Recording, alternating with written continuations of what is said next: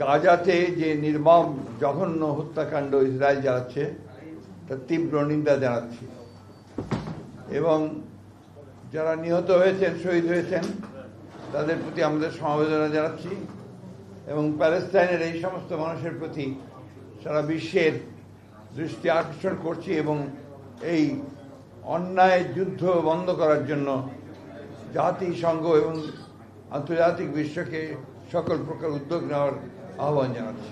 দীর্ঘ প্রায় 16 বছর ফ্যাসিবাদ বিরোধী রক্তঝরা আন্দোলন সংগ্রামের ধারাবাহিকতায় 2024 জুলাই আগস্টের অভূতপূর্ব ছাত্র জনতার গণ অভ্যুত্থানের মধ্য দিয়ে বাংলাদেশের মানুষ ফ্যাসিবাদ মুক্ত হয়। গণ অভ্যুত্থানের আকাঙ্ক্ষা অনুযায়ী সাম্য, মানবিক মর্যাদা, সামাজিক ন্যায় বিচার ভিত্তিক এবং বৈষম্যহীন একটি শক্তিশালী গণতান্ত্রিক রাষ্ট্র বিনির্মাণের প্রত্যাশা পূরণের জন্য দেশের জনগণ অপেক্ষমান।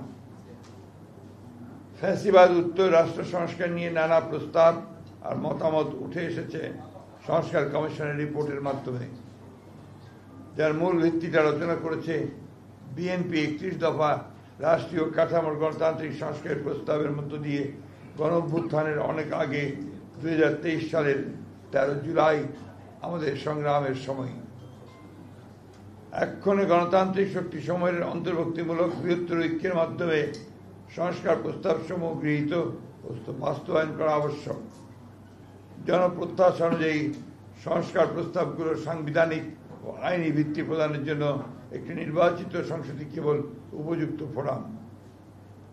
বিদ্যমান ফ্যাসিবাদ বিরোধী জাতীয় ঐক্য এই দেশ এবং দেশের মানুষের মূল চালিকা শক্তি। এই ঐক্যকে অক্ষুণ্ণ রেখে এই দেশকে এগিয়ে নিয়ে যেতে হবে, এর কোনো বিকল্প নেই। এই ঐক্যের চর্চাকে আমাদের রাজনৈতিক সংস্কৃতিতে পরিণত করতে হবে। আমরা এমন কোনো পদক্ষেপ নিতে পারি না যাতে করে ফ্যাসিবাদ বিরোধী জাতীয় ঐক্য গণ ঐক্য বিনষ্ট হয় অথবা ফাটল ধরে। সুতরাং অন্তর্বর্তী সরকারকে সর্বোচ্চ নিরপেক্ষতার অবস্থান বজায় রাখতে হবে।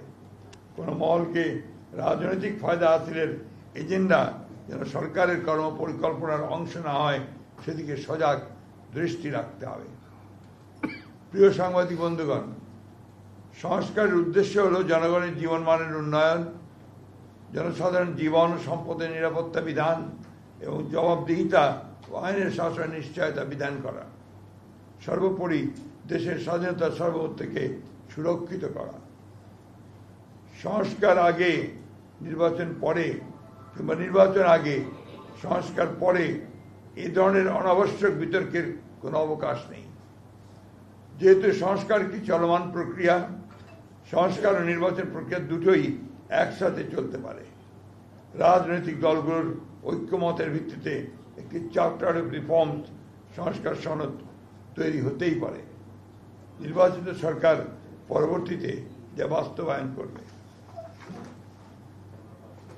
এমত অবস্থায় এখন অন্তর্বর্তী সরকারের মূলত করণীয় হচ্ছে একটি সুষ্ঠু, অবাধ ও গ্রহণযোগ্য নির্বাচন অনুষ্ঠানের লক্ষ্যে ঐক্যমতের ভিত্তিতে প্রয়োজনীয় সংস্কার শেষে দ্রুত একটি অবাধ ও নিরপেক্ষ জাতীয় নির্বাচন অনুষ্ঠানের আয়োজন করা এবং নির্বাচিত সরকারের নিকট দায়িত্ব হস্তান্তর করা। নির্বাচিত সরকার জনগণের কাঙ্ক্ষিত ঐক্যমত্যের সংস্কার সমূহ সম্পন্ন করবে, কেননা জনগণের নিকট দায়বদ্ধ ও ন্যায় বিচার এবং সুশাসন নিশ্চিত করতে অঙ্গীকারবদ্ধ নির্বাচিত সরকারের পক্ষেই গ্রহণযোগ্য সংস্কার সম্পাদন করা সম্ভব। অন্তর্বর্তী সরকারের কোনো কোনো উপদেষ্টা ক্ষমতায় থেকে রাজনৈতিক দল গঠন প্রক্রিয়ায় প্রত্যক্ষ পরোক্ষভাবে জড়িত থাকায় জনমনের সংশয়ের সৃষ্টি হয়েছে। এ প্রক্রিয়ায় প্রশাসন যন্ত্রকে ব্যবহার করার নানা প্রকার লক্ষণ ও প্রমাণ ক্রমেই প্রকাশ পাচ্ছে, যা দেশ ও গণতন্ত্রের জন্য মোটেই শুভকর নয়। প্রিয় সাংবাদিক ভাই ও বোনেরা, জাতীয় ঐক্যমত্য কমিশন কর্তৃক প্রেরিত স্প্রেডশিটে যে অপশন পছন্দগুলোর ঘরে ঠিক চিহ্ন দিতে বলা হয়েছে, তাতে একটি বিষয়ে প্রতিবাদ হয়েছে যে বিষয়গুলো প্রস্তাব আকারে আসতে পারত তা প্রস্তাব না রেখে লিডিং কোশ্চেনের আকারে হ্যাঁ বা না উত্তর দিতে বলা হয়েছে। যেমন প্রস্তাবগুলো গণপরিষদের মাধ্যমে বাস্তবায়ন চাই কিনা হ্যাঁ বা না বলুন, কিন্তু প্রথমে সিদ্ধান্ত আসতে হবে যে গণপরিষদের প্রস্তাবে আমরা একমত কিনা। একইভাবে গণভোট ও গণপরিষদ এবং আইনসভা হিসাবে নির্বাচিত সংসদের মাধ্যমে প্রস্তাবগুলো বাস্তবায়ন চাই কিনা ইত্যাদি হ্যাঁ বা না বলুন। সংবিধানের প্রস্তাবনার প্রিএম্বল মতো অতি গুরুত্বপূর্ণ বিষয় সংস্কার কমিশনের সুপারিশে থাকলেও তাই স্প্রেডশিটে উল্লেখ করা হয়নি। স্প্রেডশিটে 70টির মতো প্রস্তাব উল্লেখ করা হলেও মূল প্রতিবেদনে সুপারিশের সংখ্যা প্রায় 123টির মতো। একইভাবে নির্বাচন ব্যবস্থা সংস্কার কমিশনের মূল প্রতিবেদনের 150টির মতো সুপারিশ তুলে ধরা হলেও স্প্রেডশিটে মাত্র 27টি বিষয় উল্লেখ করা হয়েছে, তার মধ্যে অধিকাংশই সংবিধান সংস্কারের সাথে সংশ্লিষ্ট। তাই আমরা মনে করছি স্প্রেডশিটের সাথে মূল সুপারিশমালার উপর আমাদের মতামত সংযুক্ত করে দিলে বিভ্রান্তি এড়ানো যাবে। জাতীয় ঐকমত্য কমিশনের স্প্রেডশিটের অবস্থা এবং কমিশনের সদস্যদের বিভিন্ন সময়ের বক্তব্য ও বিশেষ কয়েকটি রাজনৈতিক দলের বক্তব্য বিবৃতির মধ্যে মিল পাওয়া যায়, যাতে জনমনে প্রশ্নের জন্ম দিতে পারে যে সকল বিষয়গুলো যেন একটি পূর্ব নির্ধারিত কর্ম পরিকল্পনার অংশ, যা গণতন্ত্রের স্বার্থের পক্ষে কিনা সেটা বলা মুশকিল। সুপারিশমালার সমূহ পর্যালোচনায় প্রতীয়মান হয় যেহেতু ভবিষ্যতে অনির্বাচিত ব্যক্তিদের রাষ্ট্রীয় দায়িত্বে নিয়োগের অযৌক্তিক প্রচেষ্টা রয়েছে, যা অনভিপ্রেত। প্রিয় সাংবাদিক ভাই ও বোনেরা, সুপারিশমালায় সাংবিধানিক কমিশন সহ এনসিসি নতুন বিভিন্ন কমিশনের প্রস্তাব করা হয়েছে। এই সমস্ত কমিশনের এখতিয়ার কর্মকাণ্ডের যে বর্ণনা দেওয়া হয়েছে তাতে মনে করার যথেষ্ট কারণ রয়েছে যে আইন বিভাগ ও নির্বাহী বিভাগকে যথাসম্ভব আন্ডারমাইন করা এবং ক্ষমতাহীন করাই উদ্দেশ্য, যার ফলশ্রুতিতে একটি দুর্বল ও প্রায় অকার্যকর সরকার ব্যবস্থা প্রতিষ্ঠিত হবে।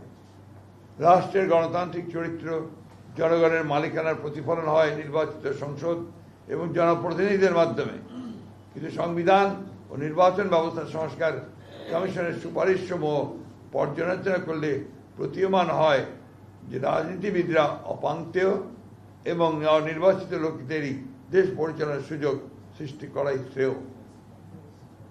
জনগণের গণতান্ত্রিক ঐতিহ্য, কৃষ্টি এবং সংস্কৃতি, ধর্মবোধ এই বিষয়গুলোকে গুরুত্ব দিয়েই বিভিন্ন সংস্কার ও সাংবিধানিক সংশোধনী প্রণীত হওয়া বাঞ্ছনীয়।